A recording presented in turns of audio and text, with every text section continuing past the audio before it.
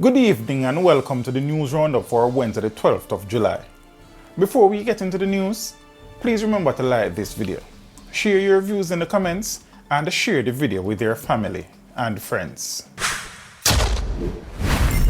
Reach them! Always make sure the message reach them! Now for the news in detail. Tevon Poppy Johnson, one of St. James's most wanted men, was on Tuesday night fatally shot in a shootout with the security forces in Mount Salem. The 26-year-old, who is said to be a top-tier member of the Alliance gang, was wanted for several murders and shootings in the parish. It is reported that about 11:45 p.m., a police military team carried out an intelligence-driven operation in Crawford Street in Mount Salem in search of Johnson, who was said to be staying at a premises in the community.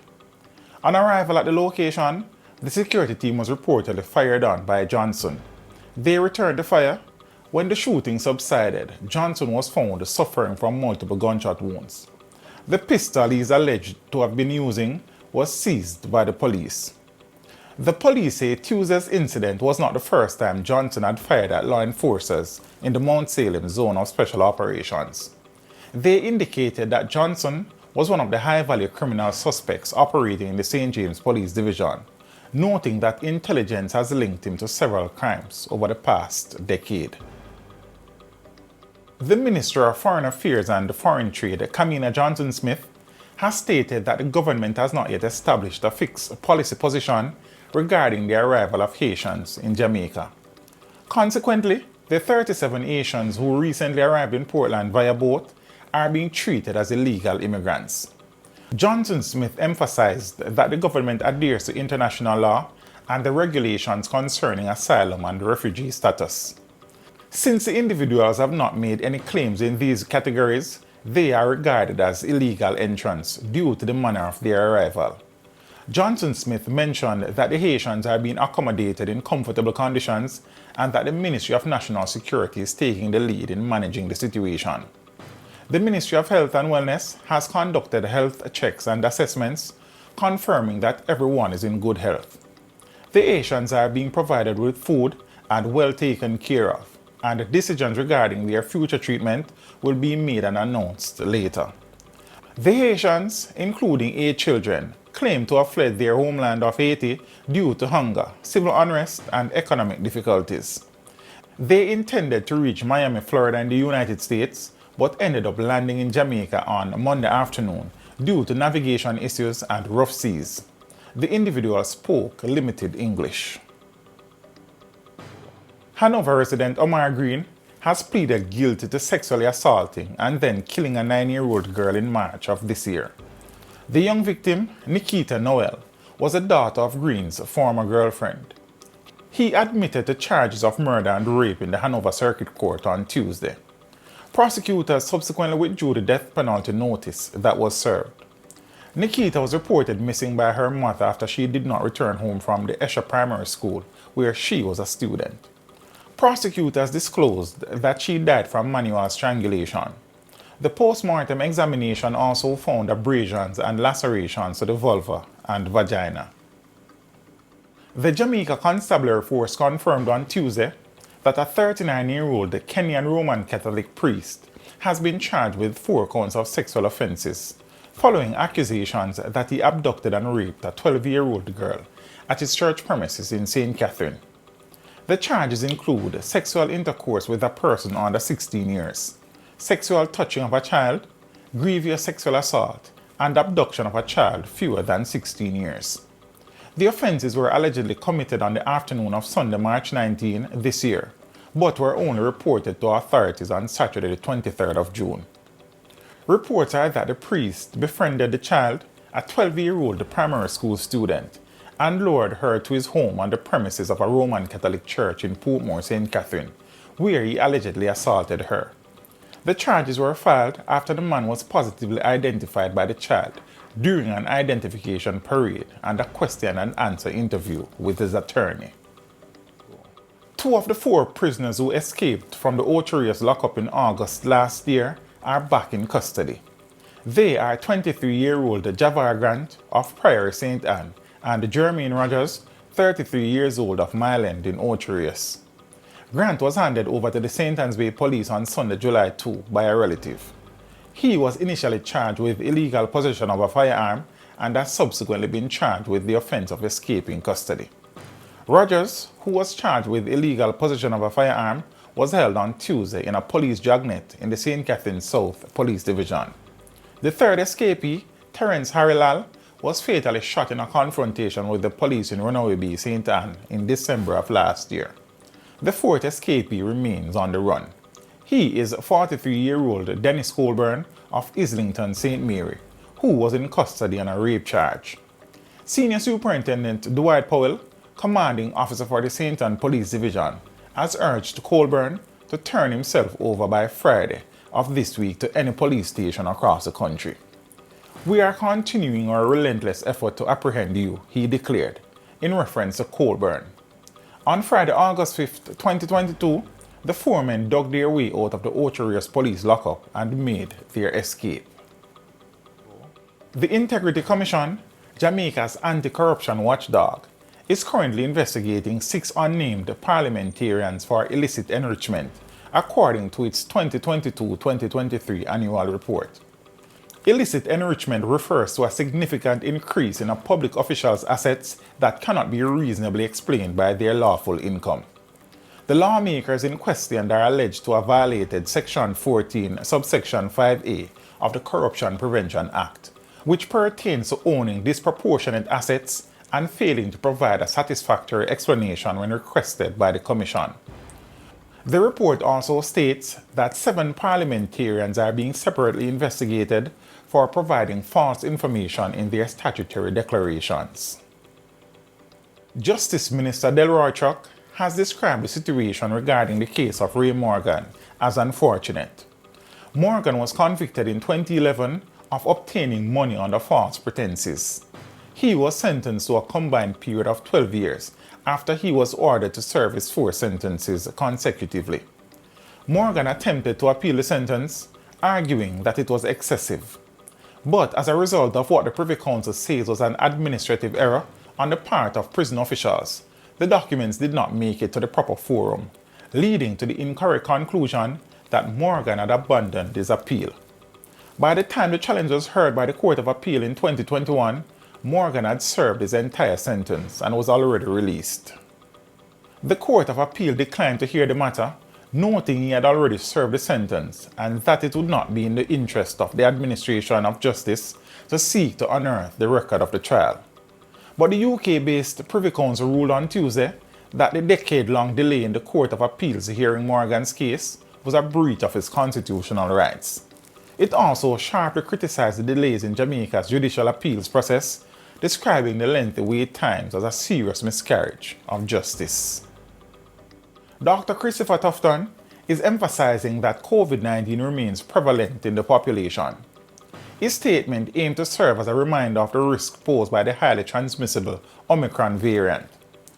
Despite relatively low recorded COVID-19 numbers, the Health Ministry has urged Jamaicans to continue following infection prevention and control protocols.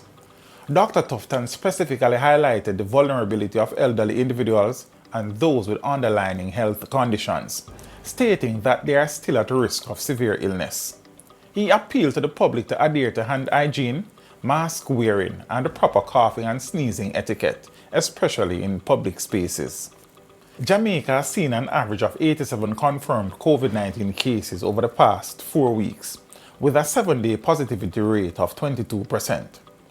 Dr. Tufton further revealed a slight increase in lower respiratory tract infections, specifically pneumonia, which has risen from an average of 100 to 120 cases per week to 124. While admissions for severe acute respiratory illnesses are below average for this time of the year, admissions for lower respiratory tract infections, specifically pneumonia, has been higher than expected in the past 2 weeks. The first witness at the trial of Javan Garwood for his stepmother's murder in a Trelawney church told the court that the man who pulled the trigger, Dwight Prince Bingham, told him he was paid 170,000 Jamaican dollars to do a job. The witness, Leon Hines, was the getaway driver in the murder and is serving a 6-year sentence after pleading guilty for his part in the crime. Bingham has also pleaded guilty and will be sentenced on the 25th of July. Hines told the Trelawney Circuit Court the series of activities leading up to the murder of Low Garwood in the Agape Christian Fellowship Church on the 31st of January 2021. He said on January 26, he got a WhatsApp message from Bingham saying that he got $170,000 to do a job. I thought it was to do some construction work because I knew that he was into construction work, he told the court. I rented a car on the 29th of January 2021. I was approached by a prince to transport him to Falmouth on the Sunday. At that time, I did not know what was the reason, he further told the court. He said when he arrived at the church, he parked in a lane beside the building. I saw Prince exit the car with a black pouch and a gun in his waist. Shortly after, I heard 5 explosions, and Prince walked out of the church and instructed me to Burn Road. Shortly after, he realized his phone was missing. He did not take up my offer to go back and look for the phone, Hines related. On the journey back to Rose Heights in Montego Bay, Bingham reportedly tried to make several calls using Hines' phone. At one point, he said, the one Janai not answering his phone. The Passport, Immigration and Citizenship Agency PICA has dismissed claims made by an alleged whistleblower regarding mismanagement and victimization within the agency. PICA stated that the claims are false and lack evidence to support them. The agency emphasized its exemplary track record and recent recertification as evidence of its successful leadership. PICA refuted the whistleblower's allegations of victimization, vindictiveness, absenteeism, and lack of assistance, stating that they lack credibility. The agency highlighted its culture of camaraderie, professionalism, integrity, and accountability, emphasizing that it does not tolerate unkind practices or victimization. Regarding the alleged mass resignation at its contact center, PICA denied the claim and explained that a job fair was organized to quickly fill vacancies due to increased demands during the pandemic.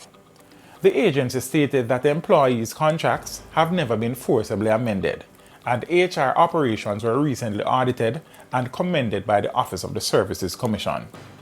PICA criticized the alleged whistleblower for lacking knowledge of the agency's operations and actions taken to address the raised issues. In business, Jamaica has received the 4th highest foreign direct investment inflow in the Caribbean and 3rd largest of CARICOM countries for 2022. Jamaica recorded $319 million in FDI inflows in 2022.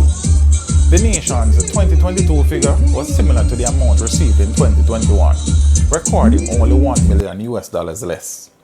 According to the report, investment has still not returned to pre-pandemic levels. Tourism attracted the most investment in Jamaica, making up 51% of the total amount.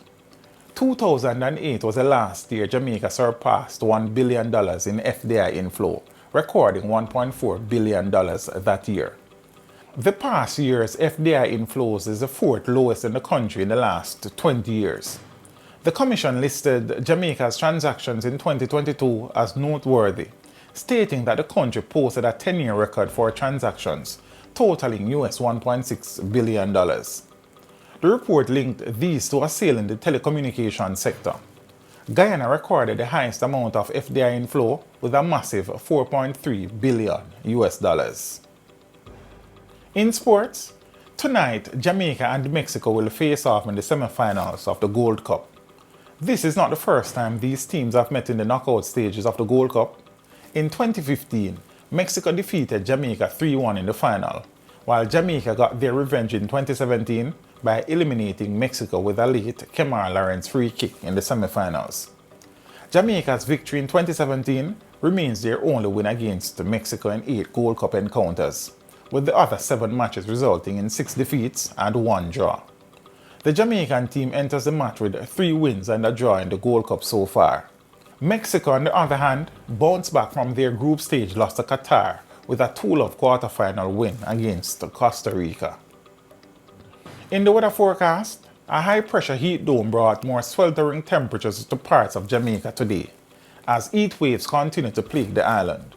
Some areas reportedly saw temperatures 1 to 4 degrees above normal. And on the entertainment scene, Tommy Lee Sparta has announced his first tour since his release from prison back in March. The Freedom Tour, as it is called, organized by Roots Vibes Promotion, will begin on October 26 and concludes on the 30th of November. The tour will cover countries in Africa and Europe, including Germany, France, Kenya, and Ghana. The Montego Bay native had initially planned for the African-European tour in 2021, but he caught trouble with the law for illegal possession of a firearm and was later sentenced to 3 years in prison. Tommy Lee Sparta is scheduled to make his appearance on the Sumfest stage on the 21st of July. And that is it for your news roundup for today. We would appreciate you liking this video, leaving a comment, and sharing the video with your family and friends. Have a good evening and see you next time.